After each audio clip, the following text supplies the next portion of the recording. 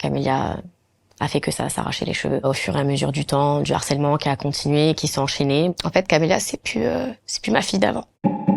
Camélia, c'est ma fille de 12 ans, qu'elle subit du harcèlement scolaire depuis 1 an. C'est une petite fille calme, douce, qui ne dira jamais un mot plus haut que l'autre. Le harcèlement scolaire a commencé en CM2 et ensuite il y a eu la rentrée scolaire de Camélia, donc au collège. Ça a continué. Donc au départ, c'était des moqueries, des insultes. Donc tu es une pute, tu es une clocharde, tu pues avec tes yeux globuleux. Ah, aujourd'hui, tu sais pas t'habiller. Mais en fait, tu sais jamais t'habiller.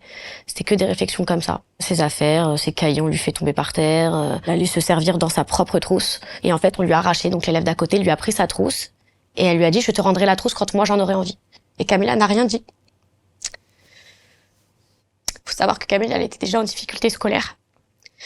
Et là, ils lui ont saccagé toute son année. Et ce que je comprends pas, c'est que le corps enseignant, à ce moment-là, n'entend rien, ne remarque rien du tout. Ils ont tendance, oui, à minimiser les faits, à minimiser les choses. Donc oui, ils ont bien donc reçu les élèves dans leur bureau.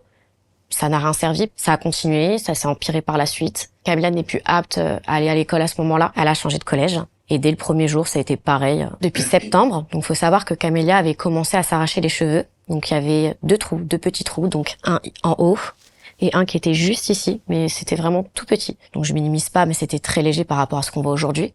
Et en fait, au fur et à mesure du temps, du harcèlement qui a continué, qui s'est enchaîné, Camélia a fait que ça, s'arracher les cheveux. Ça lui fait de la peine d'en être arrivée jusqu'à là, parce que c'était ses cheveux et que elle aimait bien ses cheveux. Elle aimait bien faire des coiffures, tout ça, et aujourd'hui, elle est là, elle est obligée de se cacher avec un turban. En fait, vous avez tout ce niveau-là, où il y a plus de chevelure. Il y a juste des petits cheveux qui restent à l'avant. Et après, c'est vraiment que la longueur du bas qui est présente. Elle fait ce geste pour, comment dire? En fait, quand elle le fait, elle se rend pas compte forcément. Et ça apaise, c'est une manière d'exprimer son stress.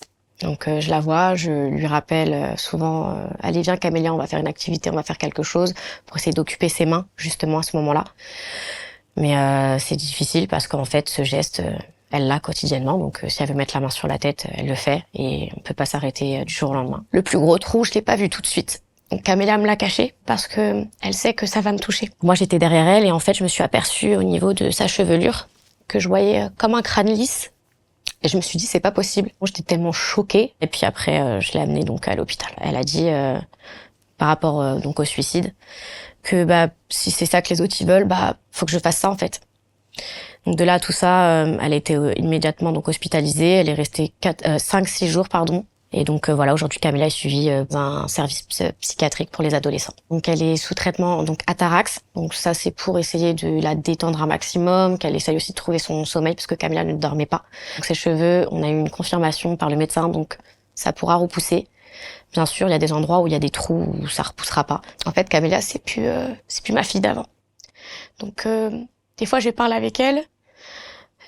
Je vais essayer de la taquiner un petit peu pour avoir un petit sourire, mais c'est compliqué. Et en fait, la seule chose qu'elle va me faire, c'est un petit sourire en coin.